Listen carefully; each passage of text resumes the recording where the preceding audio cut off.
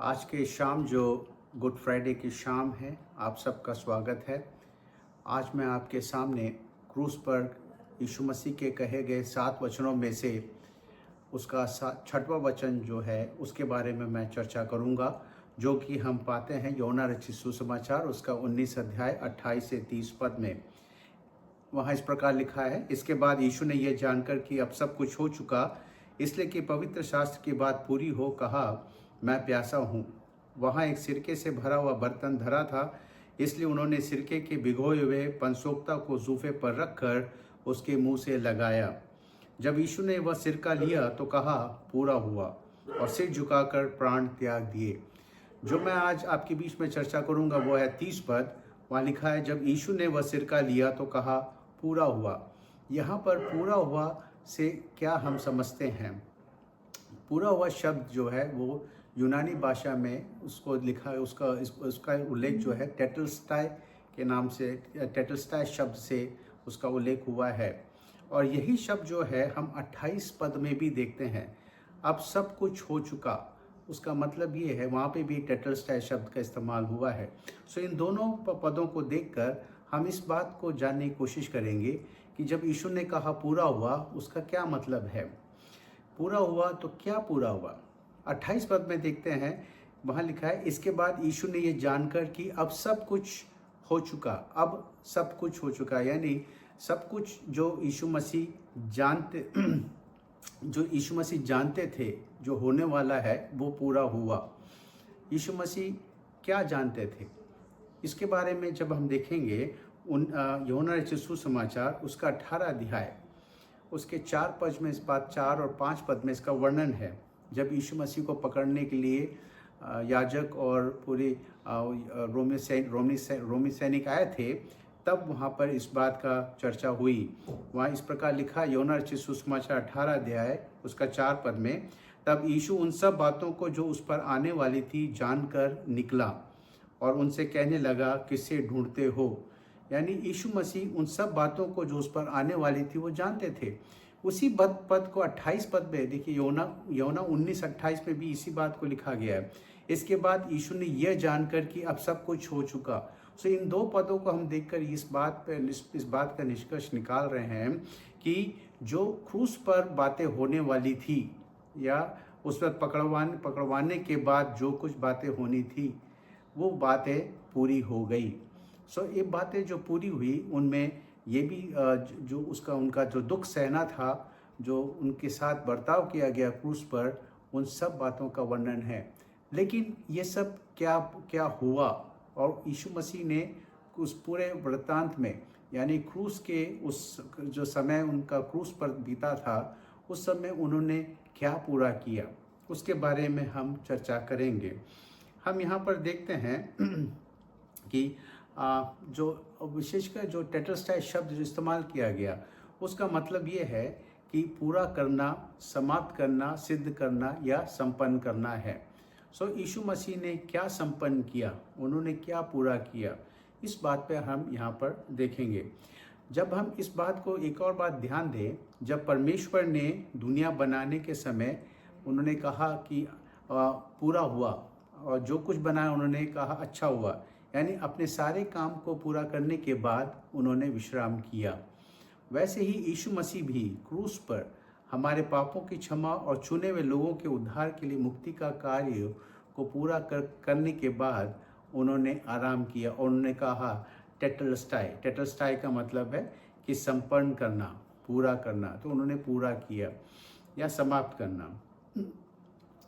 ये एक और बात हम देखेंगे, यूहन्ना रचित सुसमाचार 10 अध्याय उसके 11 पद में, वहाँ पर लिखा है, अच्छा चरवाहा मैं हूँ। अच्छा चरवाहा भेड़ों के लिए अपना प्राण देता है।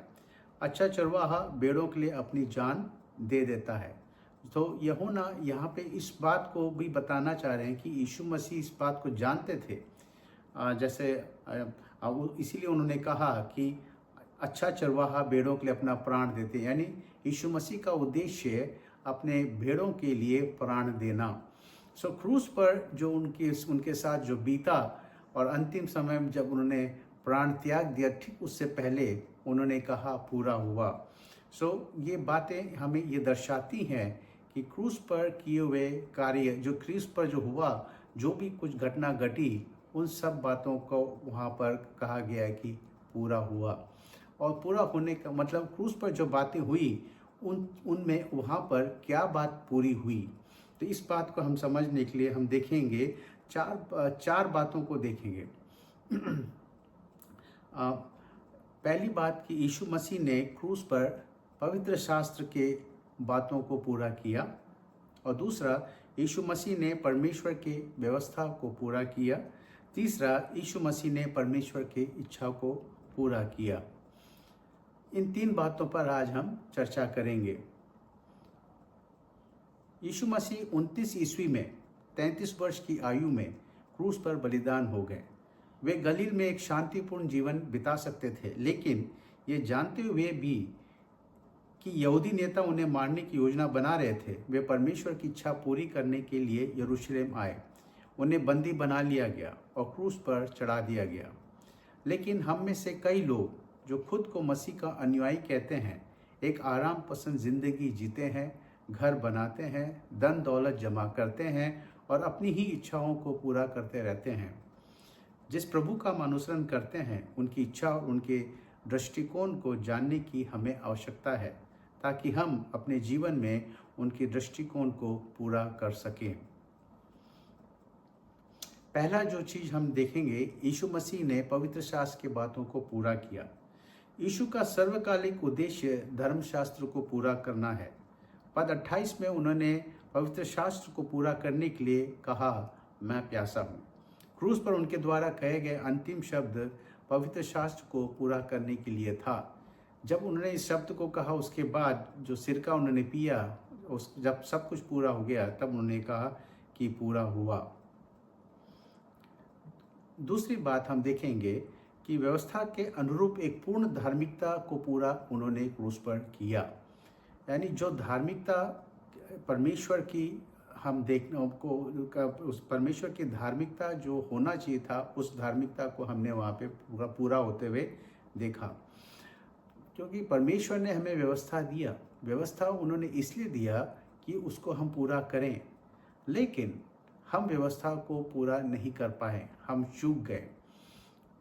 लिखा है रोमियो 8:3 में, क्योंकि जो काम व्यवस्था शरीर के कारण दुर्बल होकर न कर सकी, उसको परमेश्वर ने किया, अर्थात अपने ही पुत्र को पाप में शरीर की समानता में देह धारण और पाप के बलिदान होने के लिए भेजकर शरीर में पाप पर दंड की आज्ञा दी।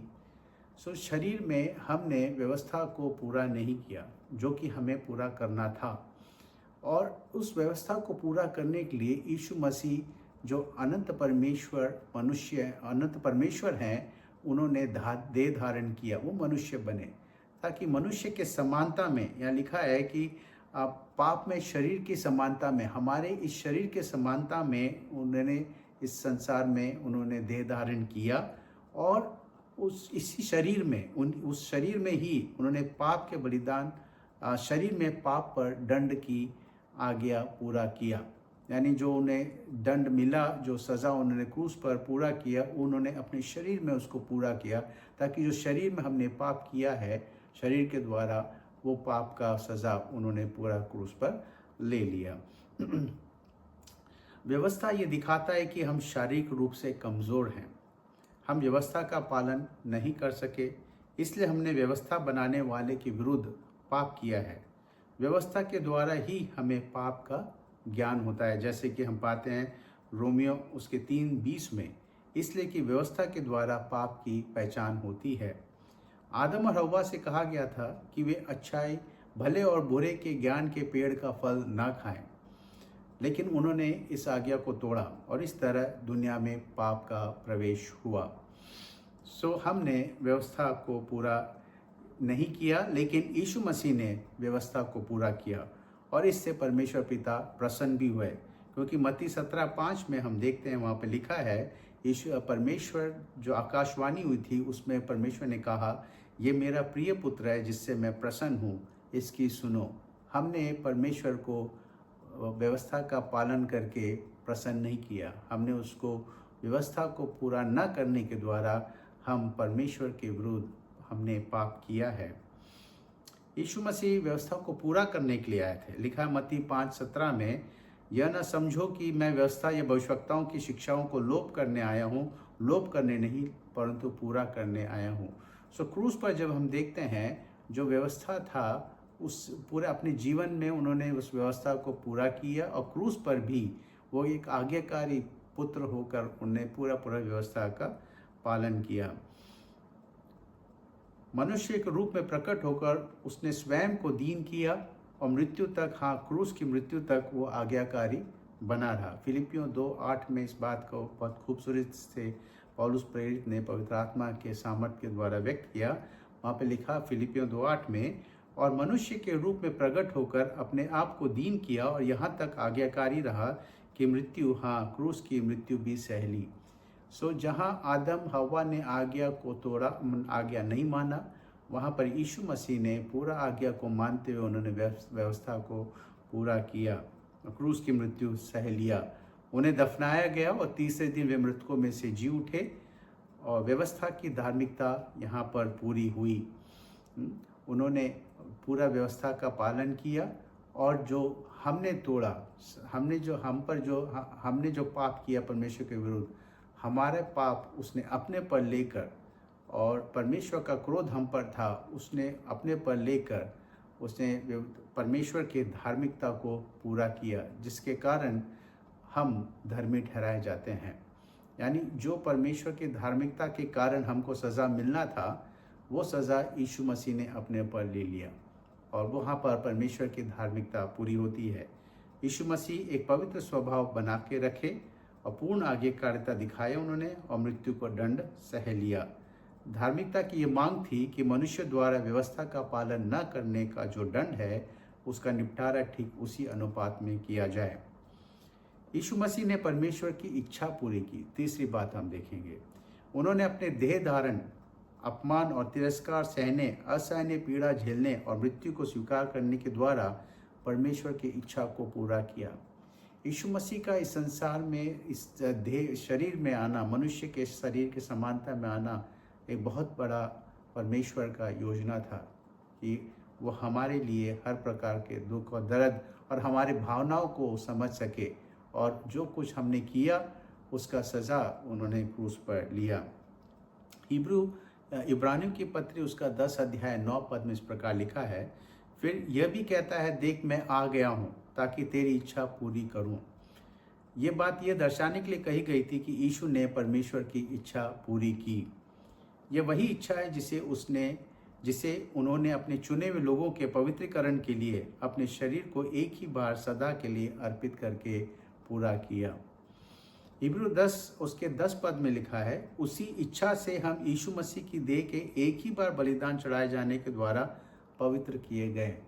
यीशु मसीह दोबारा बलिदान नहीं देंगे। वो एक बार जो बलिदान हुआ, सारे मनुष्यों का हर समय के पाप के लिए उन्होंने बलिदान दिया, और उस एक बलिदान के द्वारा जितने भी पवित्र किए गए हैं उनको सदा के लिए उसने पवित्र ठहराया। क्रूस पर चढ़ाई गई बलिदान अंतिम थी, एक बार हमेशा के लिए। इब्रानियों के पत्री उसका 10 अध्याय 12 पद में लिखा है, पर यह व्यक्ति तो पापों के बदले एक ही बलिदान सर्वदा के लिए चढ़ाकर परमेश्वर के दाहिने जा बैठा।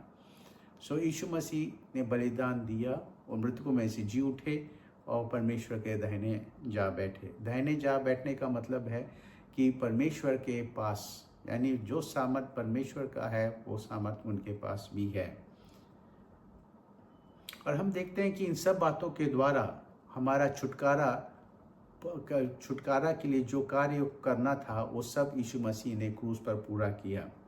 यूहन्ना 1:29 और उसके 36 पद में हम ये पाते हैं, विशेषकर 29 पद में वहाँ पे इस प्रकार लिखा है, दूसरे दिन उसने यीशु को अपनी ओर आते देखकर कहा, देखो ये परमेश्वर का मेमना है जो जगत के पाप हरता है। यीशु मसीह ने पापों की क्षमा और चुने हुए लोगों के उद्धार के लिए मुक्ति का कार्य पूरा किया।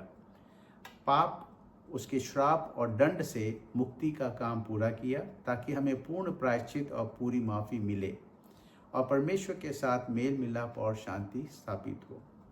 क्या आपके पाप पूर्ण रूप से क्षमा हो गए?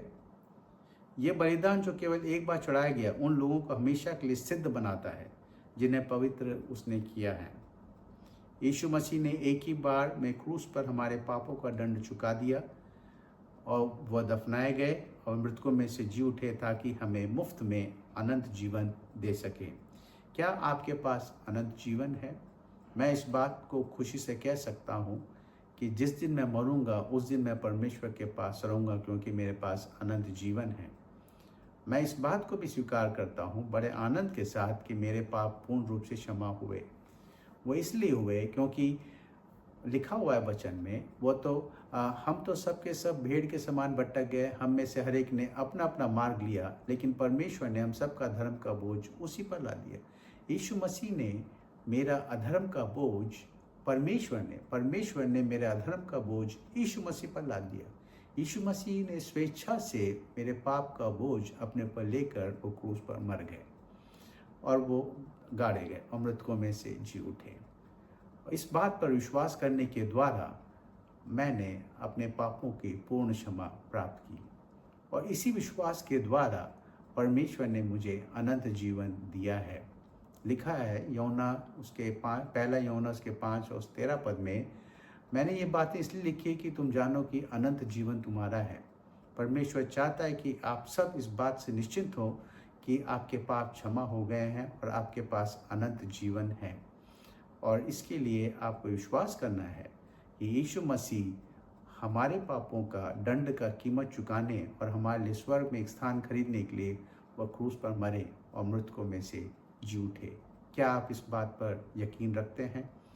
अगर आप यकीन रखते हैं तो परमेश्वर आपको अनंत जीवन देता है, आपके पाप क्षमा करते हैं। धन्यवाद।